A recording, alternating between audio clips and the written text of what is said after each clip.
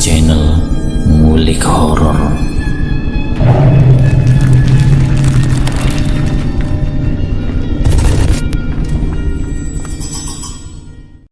Assalamualaikum warahmatullahi wabarakatuh. Jumpa kembali di channel Ngulik Horor. Channel kami menceritakan tentang kisah-kisah misteri yang mungkin bisa menemani agan-agan dan sista semua ya. Kali ini saya akan membawakan kisah misteri yang ditulis oleh @cerita_setan. Kalian juga dapat mengunjungi tweet beliau langsung ya. Nanti link saya akan sediakan di kolom deskripsinya. Oh ya, sebelum masuk cerita seperti biasa nama dan tempat saya samarkan semua ya, untuk menjaga privasi pihak yang terlibat di dalamnya. Yuk daripada kita lama-lama langsung saja kita simak ceritanya. Kali ini saya akan membawakan kisah misteri yang berjudul Pelet. Sudah terlambat, wanita ini milikku sekarang. Dalam mimpi aku terkejut ketika melihat sosok makhluk besar dan berbulu menyeringai padaku.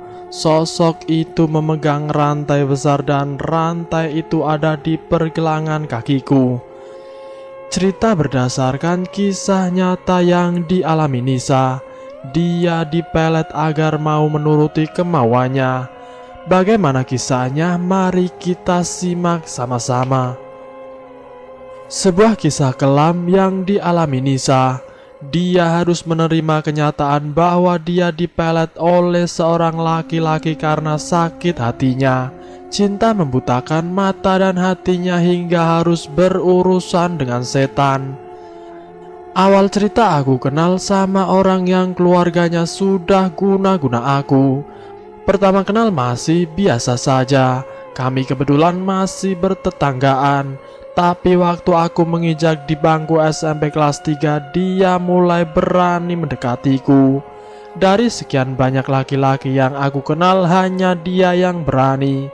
Karena aku dulu adalah anak tentara dan lumayan berada.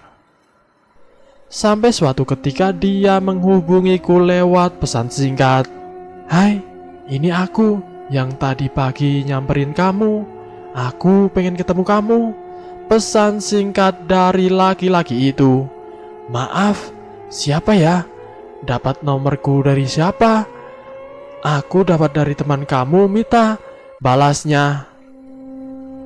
Oh, iya mas, gimana?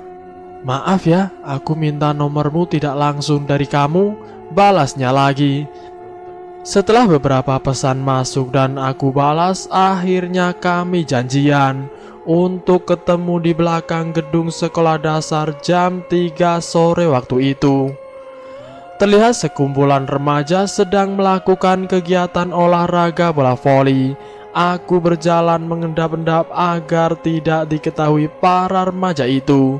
Aku ambil HP di saku dan melihat jam.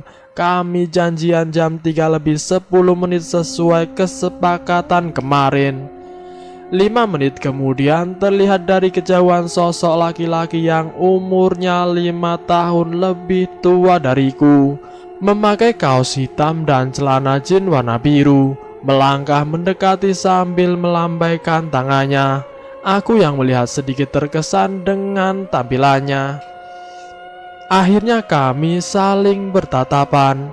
Dia melihatku seperti seolah-olah melihat bidadari yang jatuh dari langit.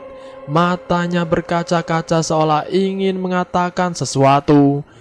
Dijulurkan tangannya mengajakku bersalaman. Hei Nisa, aku Anton. Ucapnya dengan nada pelan. Aku Nisa, balasku singkat. Aku suka sama kamu, katanya dengan sedikit menaikkan nada bicaranya. Aku sangat terkejut setelah mendengar kata-kata itu keluar dari mulut tipisnya. Hah? Suka sama aku? Jawabku sambil menaikkan alis. Ya, aku suka sama kamu dari kemarin lihat kamu. Jelas Anton singkat. Saat itu juga aku tidak membalas perasaannya. Baru pertama ketemu bisa langsung sayang. Aku memberikan alasan untuk Anton agar mengerti. Maaf sebelumnya mas, Aku masih kecil, masih SMP. Aku belum dibolehin pacaran sama mama dan papa. Jawabku memberi alasan yang logis. Tanpa sepengetahuanku, ternyata ada Pak Joko sedang mendengarkan pembicaraan kami di balik tembok sekolahan. Akhirnya kami bergegas pulang dan meninggalkan tempat itu. Sesampainya di rumah, ternyata mamaku sudah menunggu di ruang tamu. Sontak aku langsung berjalan lebih cepat menuju kamar. Tapi belum sampai di kamar, aku dipanggil oleh mamaku. "Nisa, sini nak," panggil mamaku dengan suara sedikit tinggi. "Ya mah," seruku sembari berjalan menunduk. "Habis dari mana kamu? Ketemu siapa?" tanya mamaku tanpa jeda. "Pasti Pak Joko nih yang beritahu," batinku sambil mengerutkan bibir. Bertubi-tubi pertanyaan yang dilontarkan mamaku, dan aku jawab apa adanya. Keesokan harinya mamaku bertamu ke rumah Mas Anton. Mamaku memberitahunya kalau jangan dekati aku dulu, karena belum waktunya menjalin hubungan agar lebih fokus belajarnya. Setelah kejadian itu semua berjalan normal. Mas Anton sudah tidak berani menghubungiku, tapi kami masih sering ketemu jika ada acara pertandingan voli di lapangan depan rumah. Singkat cerita, setelah aku lulus SMP, aku melanjutkan sekolah di SMA yang tak terlalu jauh dari rumahku. Kebetulan setiap berangkat sekolah aku selalu melewati rumah Mas Anton. Dari sini semuanya dimulai, di mana keluarga Mas Anton melancarkan aksinya. Tahun pertama aku di SMA semua baik-baik saja, dan aku dekat sama kakak kelasku. Sosok laki-laki yang tampan berpawakan tinggi, tegas dan berwibawa. Kebetulan laki-laki itu juga pernah satu sekolah denganku waktu SMP dulu. Setidaknya aku sudah mengenalnya lama. Setelah kami dekat, aku berencana mau mengenalkan dengan orang tuaku. Dan ternyata mereka terbuka, karena ibunya adalah sahabat mamaku. Setahun berjalan dan naik kelas 2 pun aku masih dekat sama Mas Dimas. Dia orangnya baik, tidak neko-neko, sopan, rajin ibadah, dan mempunyai senyum yang manis. Dia juga sering antar jemput aku di sekolah. Waktu ada pembagian semester ganjil dan genap, aku mulai merasa ada yang aneh. Mulai dari sering mimpi Mas Anton dan sikap Mas Dimas yang cuek denganku. Aku pikir mungkin dia sudah bosan, sampai Mas Dimas benar-benar meminta mengakhiri hubungan ini dan meninggalkan aku. Aku meminta penjelasan. "Kenapa ninggalin aku, Mas?" ucapku. "Tidak apa-apa," balasnya singkat. Aku tambah bingung dengan keadaan ini. Kalau nggak apa-apa, kenapa putus? Banyak pertanyaan yang muncul, tapi mau gimana lagi, aku yang orangnya pantang menangis mencoba merelakan dan menerima kenyataan. Setelah 4 bulan berlalu, Mas Anton menghubungiku lagi dan mencoba mendekatiku lagi. Dan bodohnya aku merespon, "Bak sapi dicucuk moncongnya." Aku menurut seperti terhipnotis. "Mau gak jadi kekasihku?" ucapnya.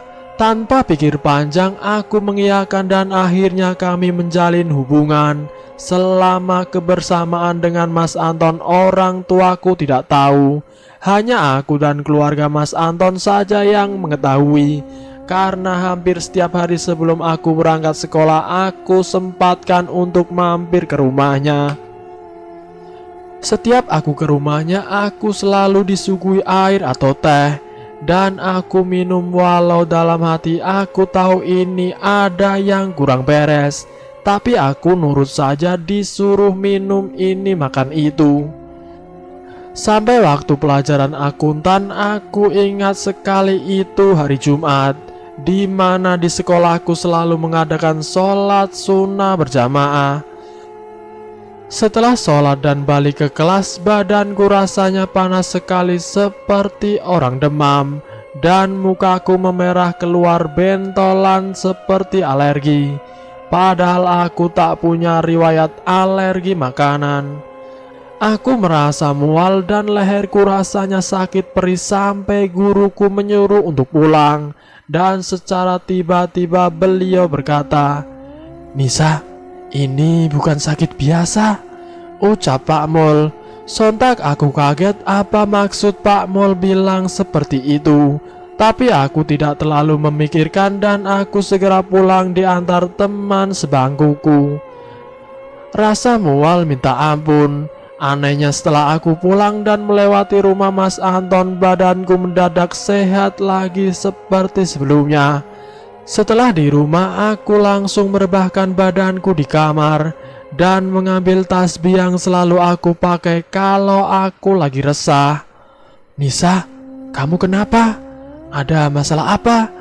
tanya mamaku tiba-tiba. "Gak apa-apa, Mah. Mungkin cuma capek saja," balasku. "Ya udah, kirain ada apa-apa," ucapnya lalu keluar meninggalkan kamar. Mama kemudian keluar kamar dan aku tahu mama pasti merasakan ada yang tidak beres. Malam harinya aku bermimpi didatangi seorang laki-laki dan meninggalkan sebuah pertanyaan besar. "Tinggalkan dia atau kamu celaka?" Aku langsung bangun dengan keringat bercucuran. Aku melihat jam masih jam 2 dini hari. Aku langsung mandi dan sholat malam, berdoa meminta petunjuk sama Allah. Sebenarnya apa yang sudah terjadi? Kenapa seperti ini? Esok paginya Mas Anton mengirim pesan singkat. "Pagi Nisa, bagaimana keadaanmu? Sudah mendingan?" Padahal aku tidak ngabarin dia kalau aku lagi sakit. Tapi dari mana dia tahu kalau aku sakit? Batinku. Aku mencoba tetap berpikir positif. "Aku baik saja," jawabku singkat. "Bisa ketemu tidak? Nanti sore di warnet," ajaknya. Tanpa sadar aku menurut apapun yang dikatakan Mas Anton kepadaku. Aku mengiyakan ajakannya. Sampai di warnet kita ngobrol sambil nonton film dan pesan makan. Setelah makan dan ngobrol di warnet, dia mulai berani peluk aku dan refleks aku menolak. Selain sembrono dan tidak pantas juga. Setelah aku menolak dipeluk, dia juga mencoba untuk mencium dan meraba-raba. Detik itu juga aku marah. "Apa-apaan sih kamu?"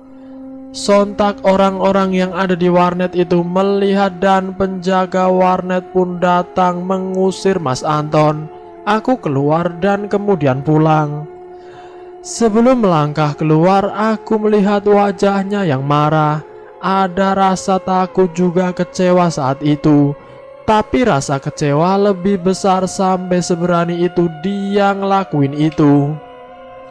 Setelah kejadian itu, aku memutuskan untuk tidak menghubunginya sama sekali. Aku menangis dan aku shock sekali. Ya Allah, baru kali ini aku dilecehkan. Sampai malamnya aku bangun jam 2 pagi untuk menunaikan sholat malam.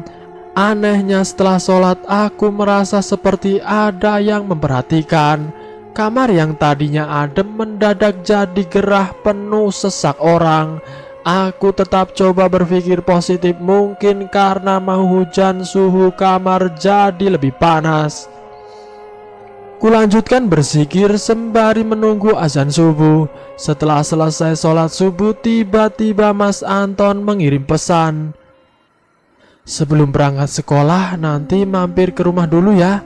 Aku mau minta maaf soal kejadian kemarin." Entah kenapa yang mulanya aku kecewa, aku mendadak luluh. Akhirnya aku mampir ke rumahnya. Di sana dia benar-benar meminta maaf dan menyesali akan perbuatannya. "Iya, gak apa-apa mas, jangan diulangi ya," balasku. Di tengah-tengah obrolan, ibu asuhnya datang membawakan teh dan kue. Kenapa ibu asuh? Karena ibu kandung Mas Anton kerja di luar negeri, jadi TKW, dan soal ayahnya aku tidak tahu menau. Setelah membawakan teh dan kue, ibu asuhnya pergi menyisakan aku dan Mas Anton. Percaya tidak percaya, sekilas aku melihat ke arah cangkir teh, warnanya berbeda. Bukan seperti teh pada umumnya, lebih ke arah hitam pekat. Waktu aku memandangi, Mas Anton mengalihkan pembicaraan. Nisa, ini aku kasih gelang buat permintaan maafku, ucapnya tiba-tiba. Dengan berat hati aku terima, karena aku orangnya yang tidak bisa menolak pemberian orang, takut menyinggung perasaannya. Aku pakai gelangnya, mendadak jantungku berdegup cepat sekali, seperti habis lari maraton. Aku ngos-ngosan. Kurang lebih gelangnya seperti ini, tapi warnanya hitam dan tali pengikatnya warna merah. Melihat aku ngos-ngosan, dia menyuruh aku untuk meminum teh yang ada di hadapanku. Teh yang tadinya sekilas terlihat warnanya hitam, mendadak warnanya normal seperti teh biasa. Tapi samar-samar aku mencium wangi bunga campur dupa atau kemenyan. Aku tidak hiraukan. Mungkin aku salah mencium wanginya. Setelah itu aku pamit untuk segera pergi ke sekolah. Sebelum aku pergi, Mas Anton memberi pesan padaku. Nisa, jangan lepasin gelangnya sampai kapanpun ya. Ya Mas, jawabku singkat dan melangkah keluar. Oh ya, ini buat sarapan nanti kalau di kelas lapar, ucapnya dia menyodorkan kantong plastik yang isinya kue. Lepas di sekolah, aku duduk di kelas dan belum banyak yang datang. Hanya sekitar 5 orang di kelas itu termasuk aku. Karena lapar belum sarapan, aku buka bungkusan kantong plastik tadi, dan ternyata isinya kue bakpao 2 biji. Kue kesukaanku, gumamku. Tapi belum juga aku sentuh bakpaonya, Pak Mol tiba-tiba datang dan langsung duduk di sampingku. Beliau menanyakan keadaanku dan menatap kue bakpao yang aku bawa. Aku beranikan diri untuk bertanya. Bakpao mau? Tawarku kepada Pak Mol. Beliau hanya tersenyum sambil memegang kepalaku. Jangan dimakan ya, Nduk. Nanti sakit perut kalau makan makanan basi, ucapnya kemudian pergi. Aku bingung kenapa Pak Mol bilang seperti itu, dan betapa kagetnya aku. Bakpao yang tadi aku lihat menghiraukan tiba-tiba berair dan basi. Aku hanya bisa tertegun dan bingung. Ada apa ini sebenarnya? Selepas sekolah aku berniat menemui Pak Mol untuk menanyakan semuanya. Melihat Pak Mol beranjak pulang, aku buru-buru lari ke arahnya. Untunglah aku masih sempat bisa mengejar. Kenapa Nisa? Kok lari-lari? Tanya Pak Mol. Saya mau menanyakan soal tadi, Pak. Saya mau menanyakan soal tadi pagi, Pak. Masalah maka, jawabku kemudian dipotong. Nanti malam ke rumah Bapak aja ya Nisa, katanya. Malam harinya aku berbohong kepada mamaku. Ma, aku ada tugas kelompok dan akan pergi ke rumah Mita, pungkasku. Iya, jangan malam-malam pulangnya, ucap mamaku memberi izin. Tanpa basa-basi aku langsung memacu sepeda metikku ke rumah Pak Mol. Sampai di rumahnya, aku pun mengetuk pintu rumahnya dan mengucapkan salam. Tak lama ada sahutan dari dalam rumah. Suara wanita dan beliau adalah istri Pak Mol. Aku menyalami tangan Bu Ija dan mempersilahkan aku masuk dan duduk sembari menunggu Pak Mul selesai sholat. Bu Ija menemaniku mengobrol di ruang tamu. Beliau sangat baik dan ramah, terlihat dari caranya memperlakukanku seperti anaknya sendiri. Tak lama Pak Mul datang dan aku langsung menyalami tangan beliau. Pak Mul memberiku segelas air putih. Beliau menyuruhku meminum air itu sampai habis. Lantas aku langsung meminumnya dan seketika aku merasa tubuhku panas dan dingin, seperti ada yang ditarik keluar dari dalam tubuhku. Pak Mul menyuruh istrinya untuk mengambilkan timba kosong, dan benar saja, aku merasa mual yang tidak biasa, seperti mencium aroma bangkai tepat di depan hidungku. Rasa mualku tidak terbendung. Ketika Bu Ija datang membawa timba atau ember kecil, aku langsung memuntahkan isi perutku. Dan aku sangat kaget apa yang aku muntahkan. Gumpalan rambut. Ya, gumpalan rambut. Aku kaget apa yang aku muntahkan. Aku menangis dan Bu Ija memeluk erat menenangkanku sampai benar-benar tenang. Setelah dirasa tenang, Pak Mul menjelaskan bahwa ada orang yang mengirim pelet kepadaku. Sontak aku kaget.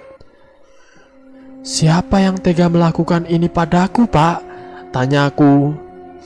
"Dia adalah orang yang dekat denganmu dan keluarganya sakit hati pada keluargamu," jawabnya. Ya Allah, kenapa ini terjadi padaku? Batinku pilu.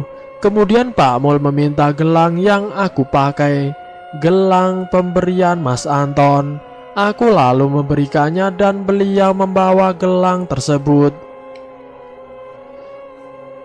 Sesaat setelahnya Pak Mul kembali dengan bungkusan putih, dan di dalam bungkusan itu adalah gelang yang aku pakai.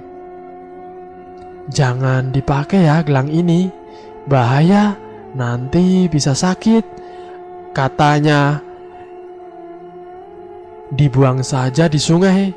Dan jangan lupa baca Al-Fatihah dan ayat kursi ya, Duk," imbuhnya. Beliau berkata ini demi keselamatanku dan juga keluargaku. Aku mengiyakan perintah Pak Mul dan membuangnya di sungai dekat rumah beliau. Tak terasa sudah 3 jam aku di rumah Pak Mul dan aku pun pamit pulang.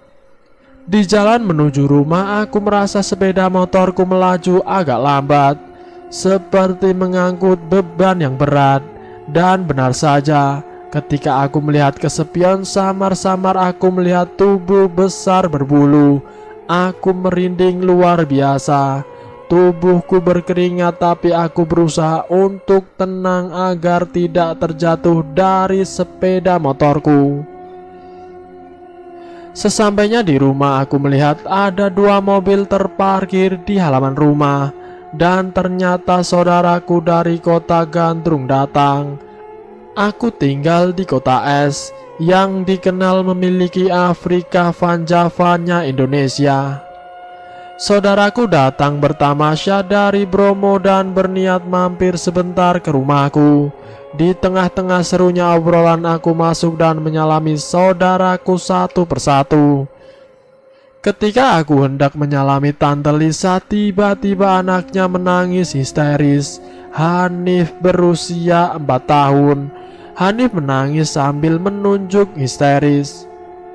"Takut, Ma. Dedek takut.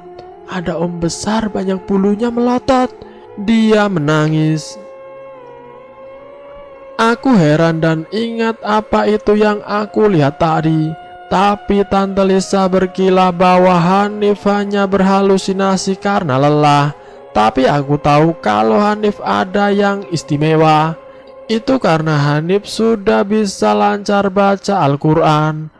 Waktu umur 2,5 tahun, dan kata suami Tante Lisa, Hanif juga bisa melihat hal gaib. Jadi tak jarang Hanif suka tiba-tiba menangis histeris. Aku pun pamit meninggalkan saudaraku pergi ke kamar untuk berganti pakaian. Saat aku berganti pakaian, aku merasakan hembusan nafas di punggungku. Aku teringat hal yang aku lihat tadi waktu di jalan pulang. Apa mungkin aku pun menepis jauh-jauh perasaan itu dan segera keluar menemani saudaraku. Tak lama berbincang mereka pamit untuk pulang. Hanif tetap memandangku dengan perasaan takut dan curi pandang saat melihat ke arahku. Aku hanya heran campur takut, tetap mencoba tersenyum seperti biasa kepada semua saudaraku. Setelah mereka pulang, Mama lantas segera menghampiriku. "Jujur, kamu dari mana tadi? Sama siapa?" tanya mamaku memojokkan. Dengan wajah pasrah aku menceritakan semua pada mama, mulai awal aku putus dengan Mas Dimas sampai aku kembali dengan Mas Anton. "Aku habis ketemu sama Pak Mul, Ma. Beliau yang menolongku," jawabku. Mama kaget dan marah padaku sampai pagi pun enggan menyapaku. Papaku mencoba menenangkanku dan menyuruhku meminta maaf dengan tulus kepada Mama dan meyakinkan Mama untuk mendengarkan semua penjelasanku, dan aku berniat melakukannya setelah pulang dari sekolah. Ketika akan berangkat, ada pesan masuk dari Mas Anton. "Nisa, bisa ke rumah gak? Aku lagi sakit," suruhnya dalam pesan. Aku pun berangkat dan tidak menghiraukan pesan itu. Entah kenapa aku sama sekali tidak ingin melihatnya hari itu. Sampai di sekolah, Mas Anton terus-menerus mengirim pesan agar aku menemuinya. Dengan hati jengkel aku pun mengiyakan keinginannya. Namun ada perasaan yang mengganjal dalam hatiku. Di sisi lain aku tak ingin menemuinya. Pukul 9 pagi bel sekolah pun berbunyi. Hari ini pulang sekolah lebih cepat dari biasanya karena guru ada rapat mendadak. Saat aku bersiap akan berjalan ke parkiran motor, Pak Mul memanggilku dan memberiku air mineral. "Nisa, ini airnya diminum sesaat sebelum kamu masuk ke rumah laki-laki itu. Jangan makan atau minum apapun. Dan jika kamu merasakan kepanasan atau mual saat di rumahnya, segera pulang, mandi dan mencuci semua pakaian yang kamu pakai," panjang lebar Pak Mul menjelaskan. "Hah? Bagaimana Pak Mul tahu kalau aku akan ke rumahnya? Dan apa maksudnya?" tanyaku penasaran. Pak Mul pun tersenyum. "Sudah, jalankan saja perintah Bapak ya. Itu juga buat keselamatanmu," jawabnya. Aku hanya mengangguk dan mengucapkan terima kasih. Ketika sampai di rumah Mas Anton, aku pun langsung meminum air pemberian Pak Mul. Benar saja belum 10 menit aku di dalam rumahnya, aku merasa mual seperti dalam angkutan umum yang penuh sesak. Segera aku pamit pulang, namun ibu asuhnya menahanku dan menyuruhku meminum teh yang beliau buat. Tapi aku berdalih bahwa Mama telah menyuruhku pulang karena aku akan ke rumah saudara. Dan dengan paksa aku melepas tangan ibu asuh. Rasa mualku semakin menjadi saat aku melihat penampakan samar-samar dari dapur yang arahnya lurus dengan pintu keluar. Penampakan yang sama dengan yang Hanif lihat. Makhluk besar berbulu dan matanya melotot. Tubuhku merinding hebat dan cepat-cepat aku memacu motorku. Sampai di rumah aku langsung mandi dan mencuci seragam sekolahku dan menjemurnya. "Tumben langsung dicuci," celetuk mamaku. "Iya mah, tadi di sekolah terkena saus," balasku. Selepas mencuci dan menjemur seragam, aku kembali minum sisa air dari Pak Mul, dan perlahan tubuhku terasa lelah dan aku tertidur. Di dalam tidur aku bermimpi aku sedang dipeluk oleh makhluk berbulu besar dan bermata merah. Makhluk itu membelai rambutku. Dan aku melihat Mas Anton tertawa bahagia melihat ke arahku yang sedang didekap oleh makhluk itu. Lalu aku terbangun karena Mama menggoncang tubuhku. Mama melihat aku seperti orang yang diikat dan meronta-ronta. Keringat membasahi semua pakaianku. "Kamu kenapa, Nisa?" tanya mamaku panik. Syukurlah aku dibangunkan Mama, batinku. "Aku mimpi buruk, Ma," jawabku. Mama hanya tersenyum lalu mengejekku. "Makanya baca doa biar tidak diikat setan," ucapnya. Aku hanya tersenyum walau dibalut rasa takut. Aku yang semakin gelisah memikirkan mimpiku langsung mengambil handphone dan mengirim pesan kepada Pak Mul. Beliau mengatakan agar aku menemui besok di ruang BK saat bel istirahat. Setelah bel istirahat berbunyi, aku langsung menemui Pak Mul. Di situ aku langsung menceritakan mimpiku. Dan ketika aku berada di rumah Mas Anton, tiba-tiba raut wajah Pak Mul memerah. "Ini sudah kelewatan," pungkasnya. "Lalu arti dari mimpi itu apa, Pak?" tanyaku penasaran. "Nanti saya kasih tahu, Nis. Belum waktunya," balasnya yang membuat aku semakin penasaran. "Tapi Pak, aku harus tahu. Aku mohon Pak, beritahu aku," paksaku kepada Pak Mul. "Baiklah," ucap Pak Mul sembari menghela nafas.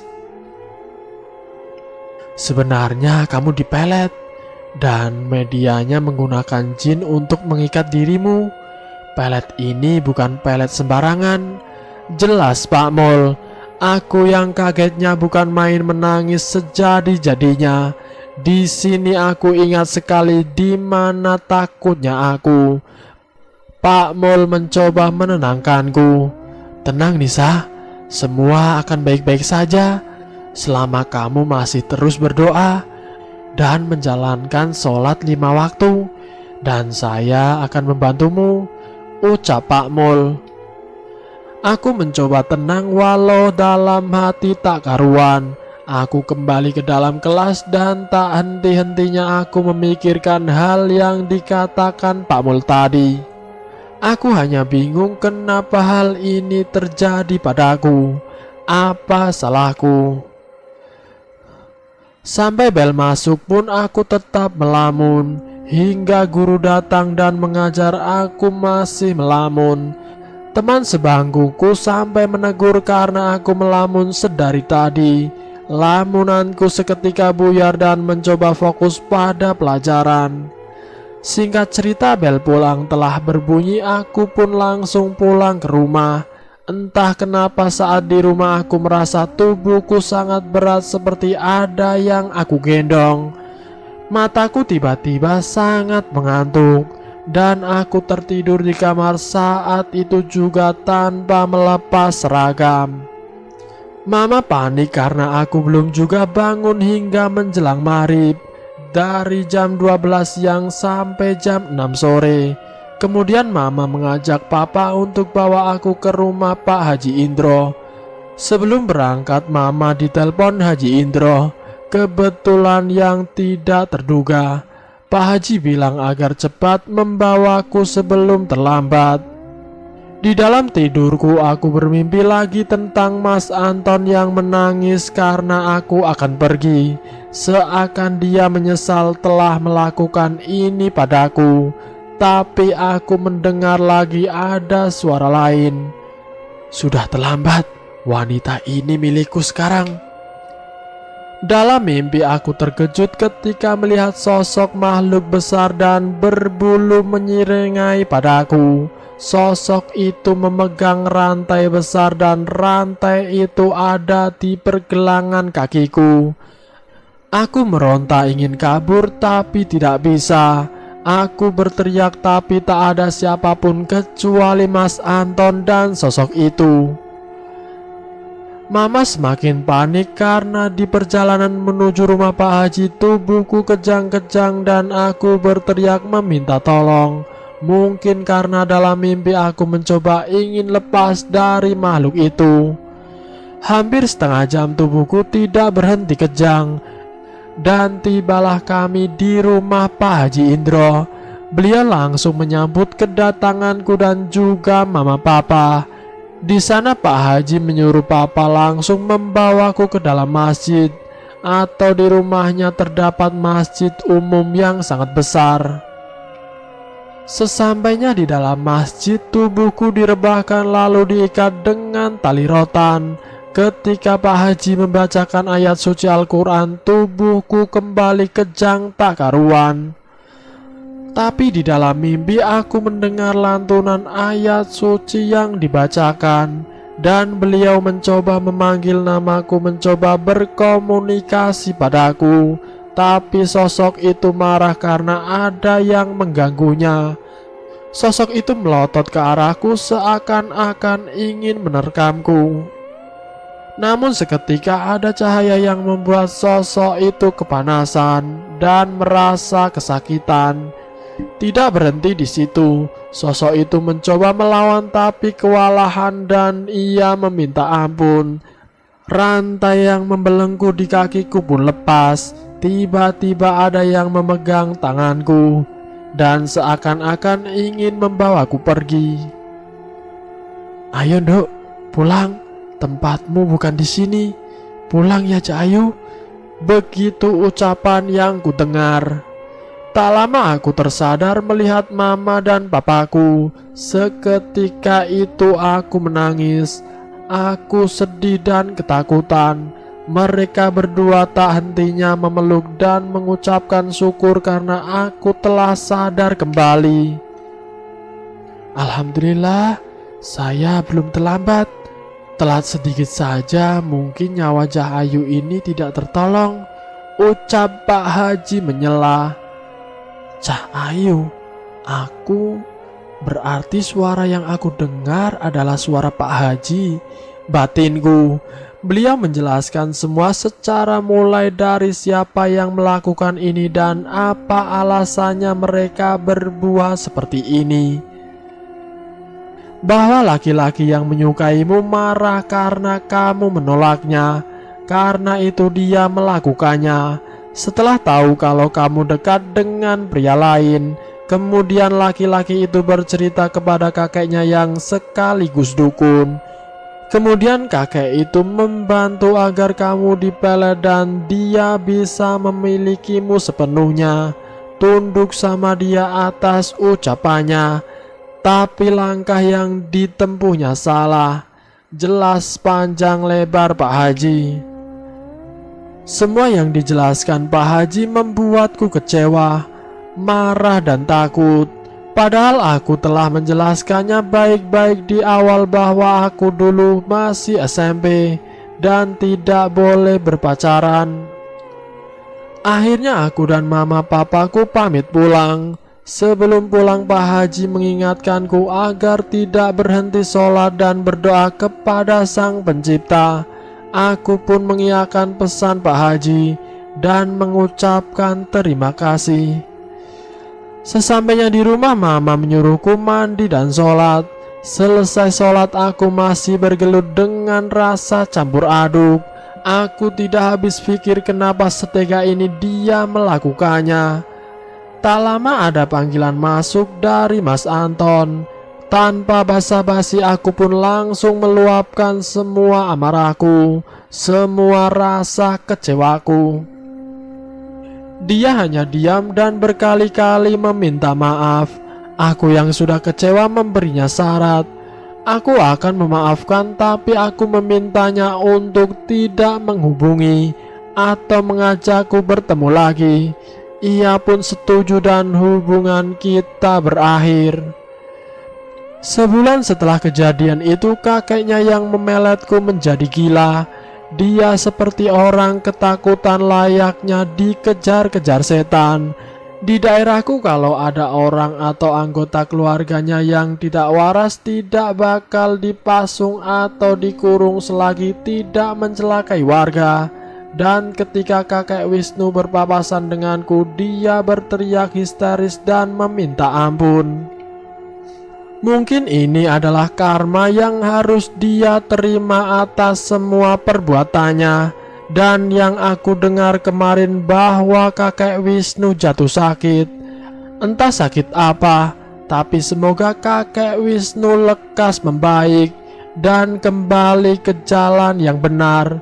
Dan untuk Mas Anton, semoga bahagia dengan pasangannya yang sekarang. Dan selesai. Itulah kisah misteri yang berjudul Pelet. Semoga video kali ini bisa menjadi pengalaman buat kita semua. Ambil sisi positifnya dan buang jauh-jauh sisi negatifnya. Semoga kita semua dijauhkan dari hal-hal buruk. Dan semoga kita semua selalu dalam lindungannya. Terima kasih sudah mampir di channel kami. Jika kalian tertarik dengan video kami, silahkan tekan tombol like, share, dan komen. Tekan subscribe untuk mengikuti video kami selanjutnya. Wassalamualaikum warahmatullahi wabarakatuh.